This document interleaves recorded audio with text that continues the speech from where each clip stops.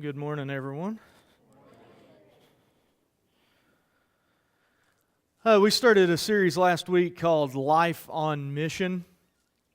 And last week, mainly what we talked about was just the idea that if you are a Christ follower, if you follow Jesus, if you call yourself a Christian, then we have a mission to do. And that mission is simply sharing Jesus with as many people as we can. We have a mission while we're on this earth, and it's to share Jesus with anyone and everyone that we can, but we also said that there's a right way and a wrong way to do that, right? In other words, standing on a street corner yelling at somebody that they're going to go to hell is probably not the best way to introduce them to Jesus, although some people seem to take that approach. That's what the rest of this series is about. What we're going to start talking about today is how best to reach others for Jesus and how to share His love and His forgiveness, His grace with them. Canton's version of this mission, we talked about it a little bit last week, loving God, loving people, but I also phrased it a little different, moving people toward Jesus, because how better to love someone than to introduce them to the best person that they could ever meet. So in other words, that's our mission, moving people toward Jesus or loving God, loving people. That's our mission if you choose to accept it, right? Let me tell you this, if you're a Christ follower, you better accept it because that's part of the deal. Looking at me, one of the things that I can guarantee that just about everybody in this room can tell about me just by the way I look, I love food, right? Don't you? I mean, I love food. I know you can probably tell that by looking at me, but I'm guessing that most of you all love food as well. I love good food, a good conversation around a meal, but it could be the best meal in the world, eaten alone, and it's just not as good, is it? There's something about gathering around a table and eating with somebody and sharing that meal together. Some of my best memories growing up with friends and family revolve around food shared together. Food brings back specific memories at times as well. I remember a little over a year and a half ago, I started trying to make my mom's chili for the first time.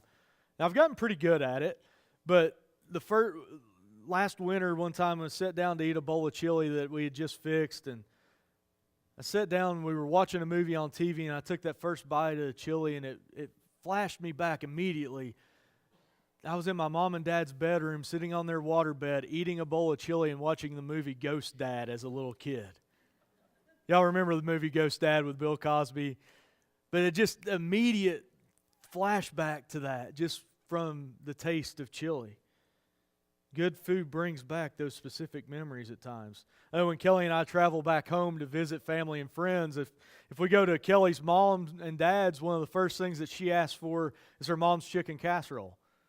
Now, we know how to make it. We've made it before, but there's just something about the way it tastes when her mom makes it. When we go to my mom's, one of the first things, and about the only thing I ask for anymore, is my mom's homemade biscuits and gravy. Just there's certain things that we want when we see certain people. In fact, I've gotten a reputation in some places, and probably will here at some point, for my death by chocolate. I know one of the church family back in Carlsbad, if they invited us over for a holiday and I didn't bring death by chocolate, she wasn't going to let me in the door. And when Kelly and I haven't had a lot of time to connect, when we haven't been able to really talk and life has just gotten in the way too much, a trip to a restaurant where we can eat a meal that we don't have to prepare and we can just sit and talk, it just gives us a chance to reconnect and to talk life. I know you all know all too well what I'm talking about. What do we do when we get together with family or friends that we haven't seen in a long time? We either meet at a restaurant or we fix a big meal at the house and we sit around and eat and talk. Some of you young men pay attention to this. When we start a relationship with a member of an opposite sex, what do? We take them out for a meal, right? Pay attention, guys. This is important for later. We try to have a meal together. When we want an extended time of fellowship here at church, what do? We have a meal after service on Sundays. We stated last week again that there's a right way and a wrong way to go about our mission. And again, standing on that street corner yelling at people is probably not the right way to do it. You're going to like this first part of it. You're going to like this. The first part of your mission is simply to have a meal with someone. I think we all could like that, right? But here's the thing. It's not with your family. I'm not asking you to have a meal with your family or your friends or people from church here, or if you're in a small group or a Bible study. All those are important. Please don't get me wrong. Continue to meet with them and have meals with them. But this goes beyond that. We have to step out of our comfort zones. We have to step out of those comfort zones if we want to share Jesus with others. Again, there's nothing wrong with having a meal with somebody from this church, but what do you have in common with them? You both already know Jesus. If you look through the Gospels, you'll see time and time again an account after account of Jesus sharing a meal with someone. And I'm going to give you a little inside peek here. For our mission, our primary example of who we want to follow and emulate, guess what? It's Jesus. It's always going to be Jesus. So we see him sharing meals with people. Our main text that we're going to look at this morning is Matthew 9 through 13.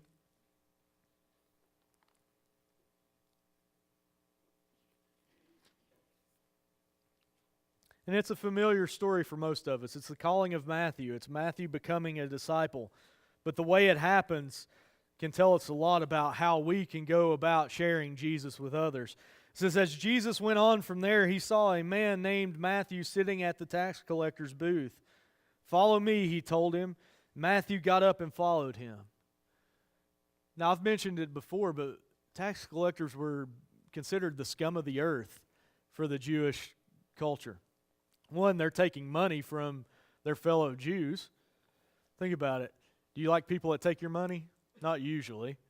But even more than that, in that culture, the way Matthew made money was he had a certain amount that he had to collect, and then anything he could collect above and beyond that was his to keep. So they were very dirty about the way they collected money, because the more they collected, the more they got to keep. On top of that, not only were they collecting money, they were collecting it for who? For Rome. The Roman government who was oppressing the Jewish people. So he was a traitor to his own people. The rest of the disciples are probably sitting here saying, why is Jesus calling this guy? We don't want anything to do with him. But you notice that Matthew immediately followed him. Picking up verse 10, it says, while Jesus was having dinner at Matthew's house, many tax collectors and sinners came and ate with him and his disciples. When the Pharisees saw this, they asked his disciples, why does your teacher eat with tax collectors and sinners? Now, we're a culture that likes to share meals together. We like to eat together around a table, but in the Jewish culture, to share a meal with someone was very, very important. In fact, you were not really supposed to share a meal with someone outside of your own class or standing. Or if you were trying to raise your standing a little bit in society, you would invite people that were just a little bit higher than you in society to try to pull yourself up.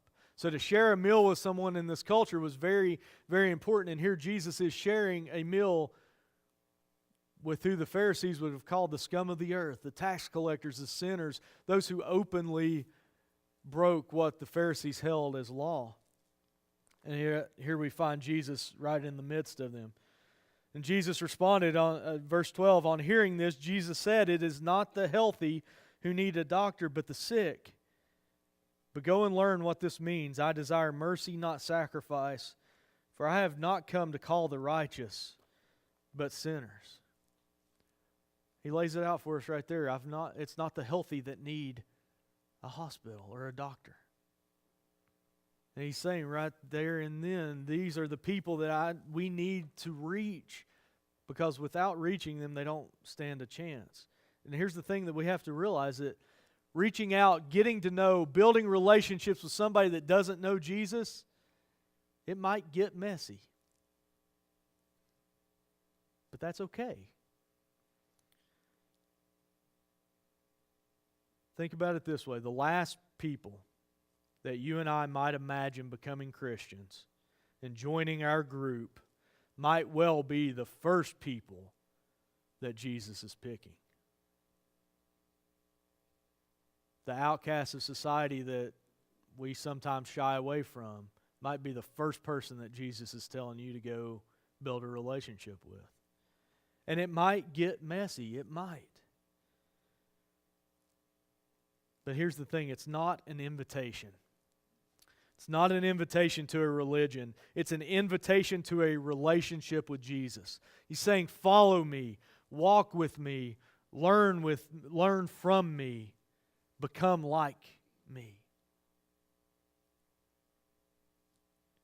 Like I said earlier, there are many, many stories of Jesus eating, especially with sinners. There are hints that there were many more times as well. In fact, when I was looking through this, I think it's in the book of John, as I was looking through, just looking at chapter headings and titles, there's over 12 instances just in the book of John of Jesus sharing a meal with someone. That is spelled out. Now we can guess that there were many more times. In fact, Luke 7:34 says, the Son of Man came eating and drinking, and you say, here is a glutton and a drunkard, a friend of tax collectors and sinners. He came eating and drinking. Now, of course, we know that Jesus wasn't a glutton. He wasn't a drunkard. He didn't sin. But the fact was, he was known for being with and eating with and sharing meals with sinners. Isn't that a great hope for you and for me? Jesus says, come as you are. You don't have to have your life together and then accept Him. Because who can put their life together without Him? One of the principles that we talked about last week, and I want to share it with you again because it sticks out to me, and it's the whole idea that we don't teach first and then rescue. We rescue, then we teach. That's what Jesus was all about. Yes, He called people to go and sin no more, but He met them right where they were. He said that the Son of Man came to seek and save the lost. That's Jesus' mission. He lays it out for us. That's exactly why He came, to seek and save the lost. And if that was His mission, then that's our mission as well. We're part of that mission, to seek and to save the lost. And I want to emphasize one thing in that. We don't save. We don't do the saving. We introduce them to the person that can save. But that seek and save the lost. We live in a culture where there's not going to be people that just randomly show up at church anymore. It's just not going to happen. Now, there may be a few that randomly come into this building and we can introduce them to Jesus right here. But we have to be looking for ways to build relationships with those that don't know Jesus.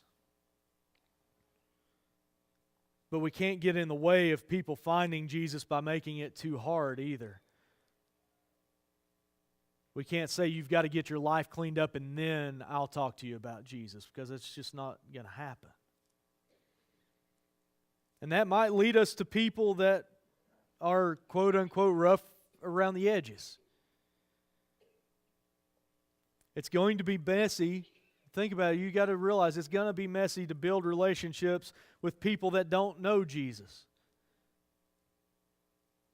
There's a man named by the name of Judd Wilhite. He's a minister at Central Christian Church in Las Vegas.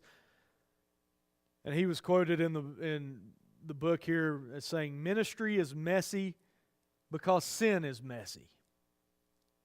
Get over it, get a mop, and start helping to clean up. Think about that. Ministry is messy because sin is messy. You're dealing with imperfect, sinful people. But get over it, get a mop, and start helping to clean up. I want to wrap up this morning with a couple of stories that Tim Harlow wrote in the book about what this could look like if you start trying to build a relationship with somebody that may not know Jesus yet, and how messy it can be at times, but the potential result is worth it. Now, this may not be something that you ever deal with, these specifics, but it gives us an idea of what we're talking about. He says, Jamie Snyder is a friend who used to preach in Florida, and one day decided that God was calling him to reach out to a local abortion doctor. So he went to his office armed with a gift and a card for the doctor, who also happened to be Muslim. He dropped it off with the receptionist, and when she went back and gave it to the doctor, he told her to invite Jamie back. "What is it that you want from me?" the doctor asked. Jamie smiled and said, "I serve a local church and just wanted to bring you a gift and apologize for the way some Christians have treated you." The doctor was stunned and said, "But you personally haven't treated me badly." There was a pause, and then the doctor said, "You do know that I perform abortions?" And Jamie said, "Yes, I do, and I could not disagree with you more on that. But I'm here because I'm genuinely sorry for the way that some Christians have conveyed their disagreement with you." Well, the doctor opened up to Jamie and began sharing story after story of attacks, vandalism, and threats made against his life by Christians who opposed abortion. They talked for an hour, and at the end of their conversation, he let Jamie pray with him. And as Jamie was walking out of his office, he stopped and he said to the doctor, "When it comes to Christians, you obviously know what we're against, but do you know what we're for?" And the doctor shook his head no and asked, "What are you for?" And Jamie responded, "We're for peace, patience, kindness, goodness, faithfulness, gentleness, and love." I hope you recognize those as the fruit of the Spirit that Galatians tells us.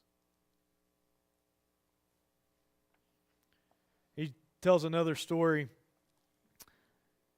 He says that his daughter Rachel spent about 5 months in Birmingham, England, working with the campus ministry at the University of Birmingham. During that time, she developed a relationship with a brilliant student who was working on his master's degree in computer security, and Harlow jokes, basically trying to legitimize his hacking habit. He says Ash was not at all interested in religion. He was a stereotypical English millennial, great heart, an amazing mind, and a skeptical, searching soul. He didn't need the trappings of organized religion and was quite adept at shooting down the silly blokes who would try to argue it with him. That was until he came into contact with a ministry full of young Americans who were willing to join him at the pub and actually listen to his questions. After she went back to her college to finish her degree, she and Ash stayed in contact with long discussions via the internet. Over time, he started to come around, and here's one of their conversations. This was all written from Ash to his daughter. It says, "When I met you, I could have and had in the past given you hours of justification for why I hated religion. I could have reeled off a list and put you as a religious fanatic in your place. Had you come at me and challenged why I hated religion, I would have told you why I pitied people who believed in God and Jesus and the resurrection. And no offense, I probably would have come away looking pretty smug for all my excellent arguments and rational victories of logic. But you didn't. You just went ahead and showed me that it was all bull." And then in parentheses, he said, well, he used a naughty word here. "And that most of my facts are opinions wrapped in justification. Well, the best analogy I can think of is kind of biblical, but I'm going to risk it." He said, "It's like I spent years building all these foundations to stand on. And people would come and say, 'Hey, your foundations are looking pretty rubbish.' And I'd throw stuff at them and tell them to bugger off. They were, after all, just standing in the mud. And then you, Rachel, showed up.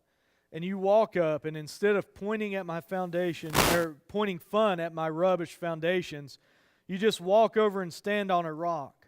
And I'm looking over thinking, hang on, she's not saying it, but that rock required no building at all. And it looks sturdier than my foundations, and you haven't got to tell me because I can see the rock. See, no arguing, no preaching, no just standing on the rock. The witness was Rachel being real. Ash became a Christ follower not because anyone argued him into the kingdom, but because someone was a witness. And again, we talked about that idea last week. The word witness in Scriptures is almost always a noun, not a verb. A witness is who you are, not something you do. Jesus said, "You will be my witnesses." Harlow concludes, he says, "I know this story well because over the course of those months, he became a Christian. Rachel actually flew back over to visit the team there and baptized him in a river in Wales. Then in the almost Hallmark Channel storyline, he proceeded to hack his way into my daughter's heart and ultimately became my son-in-law and the father of my grandchildren. You can see why it's one of my favorite witnessing stories ever. I couldn't love him more." Then he concluded, "I'm still working on his language."